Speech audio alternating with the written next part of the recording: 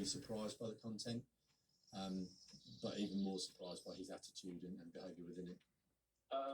Stephen, can I just get you to go and answer the door? I believe we should have some officers there. Are you going to just go and speak to them? Okay, they're here now, are they? They should be there. Well, I'm on my way. Okay. I'm on my way, please. Okay.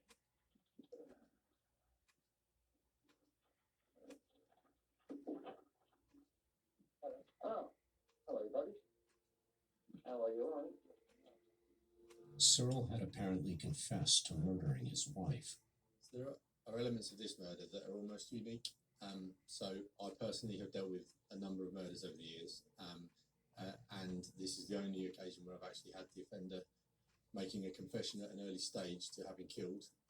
13 miles away in Ipswich, Stevie Cyril, the couple's youngest son, had enjoyed a night in with his wife.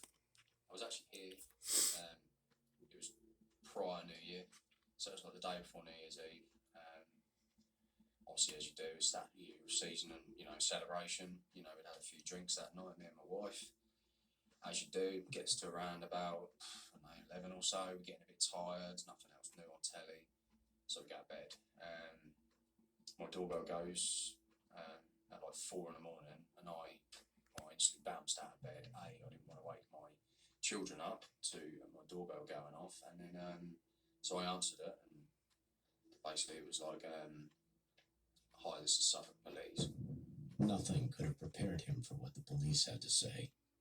They actually turned up and basically wanted to have a chat with me, and I said, well, what's this about? My initial thought was that someone had had a car crash or something, or there had been a fight or something between my mum and dad, or something bad had happened, but not to the extreme that you'd feel. And then when they told me, it was just like an instant punch to the face of numbness.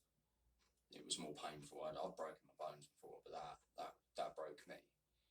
And to find out that my dad actually killed my mother that night and being arrested on suspicion of attempted murder, that sort of makes you think, like, what the heck's gone on, Detective Chief Superintendent Eamon Bridger was the officer tasked with unraveling the complicated dynamic of the Cyril family.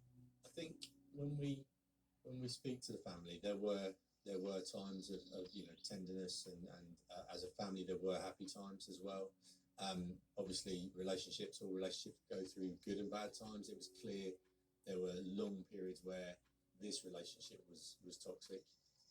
There were periods, certainly towards the end, where it became unmanageable altogether, and obviously we ended up with the spectacular event that happened on that day. A post-mortem was carried out the next day, New Year's Eve. It found that Anne had died an hour before the 911 call. When police began to question him, far from admitting his guilt, Cyril put all the blame on his now dead wife. So pleased that this was self-defense.